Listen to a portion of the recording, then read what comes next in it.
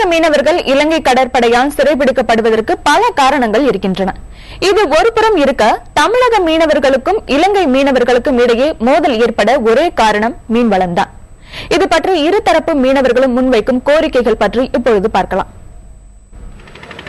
இலங்கை உள்நாட்டு போரின் இறுதி யுத்தம் முடியும் வரை இலங்கைக்கும் தமிழகத்திற்கும் இடையே உள்ள குறுகிய கடல் பரப்பில் தமிழக மீனவர்களே அதிக அளவில் மீன்பிடித்துக் கொண்டிருந்தனர். 2009ஆம் ஆண்டு இறுதி யுத்தம் முடிந்த நிலையில் இப்போது இலங்கை தமிழ் மீனவர்களும் மீன்பிடிக்க வருகிறார்கள். இரு நாட்டு மீனவர்களும் மீன்பிடிக்கக்கூடிய சூழல் உருவாகி இருக்கும் நிலையில் இருதரப்பு மீனவர்களுக்கும் இடையே மீன்பிடிப்பதில் மோதல் எழுகிறது. ஒரு கூட்டு ஒப்பந்தம் நமது மீனவர்கள் அவர்களுக்குள்ள ஏற்படணும்.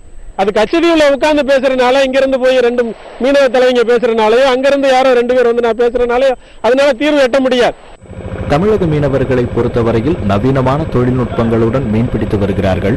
ஆனால் இலங்கை தமிழ் மீனவர்களோ கரையை ஒட்டியே மீன்பிடித்து வருகிறார்கள்.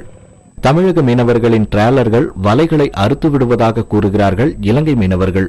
இதனால் இருதரப்பு மீனவர்களுக்கும் இடையே தீர்க்கப்படாத விவகாரங்கள் இன்னமும் நீடித்து வருகின்றன. எங்களுக்கு ஆழ்கடை இருக்கு. அந்த ஆழ்கடை பேசுறது 2 பகுதி தொழில் செய்வேன். அதாவது இந்த கெண்டாலைன் அப்படி இப்படியான மாட்டு தொழில் செய்து அந்த பகுதிக்கு போவோம். இந்த குறுகிய கடற்பகுதியை 2 பேரும் அமைதியா விடுவோம். இருக்கிற நிறைய பேர் நாங்கள் செத்துட்டோம். உயிரிழப்பு ஏற்படுத்துறோம். அதன்படியா தொழிலை மாற்றி ஆழ்கிறாங்க. இருதரப்பு மீனவர்களில் தமிழக மீனவர்கள் உடனடி தீர்வை எதிர்பார்க்கிறார்கள்.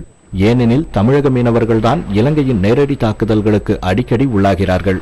இதனால் இரு நாடுகளும் கலந்து பேசி தீர்வு காண வேண்டும் என்கிறார்கள் இரு நாட்டு மீனவர்களும். புதிய தலைமுறைக்காக செய்தியாளர் ஹாசிஃபுடன் விக்ரம் ரவிசங்கர்.